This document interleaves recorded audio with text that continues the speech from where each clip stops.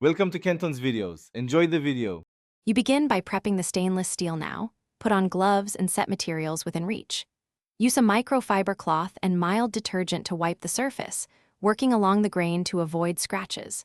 Once loose dirt and rust come off, rinse with warm water to remove residue, then immediately dry with a clean microfiber towel so moisture doesn't sit. Make sure to inspect seams and screws because water hides there. Addressing those first saves time in the next step.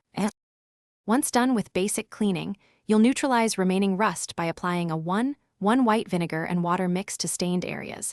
Let it sit 2 to 3 minutes so it reacts. Then scrub gently along the grain with a non-abrasive sponge. Aggressive scrubbing or steel wool will remove the protective layer and worsen corrosion. Rinse thoroughly and dry. Next, apply a thin, even layer of stainless-specific oil or mineral oil to seal the surface. This barrier repels moisture and slows future rusting. Now finish by buffing the oiled surface with a clean microfiber cloth, following the grain to achieve an even shine and coating. Make sure to reapply oil monthly or after heavy washing to maintain the moisture barrier and check seams, screws, and edges where rust often starts. If you still see recurring rust or deep pitting, use a commercial stainless polish that restores chromium or consider replacing heavily pitted components. If polishing fails, grinding or replacing.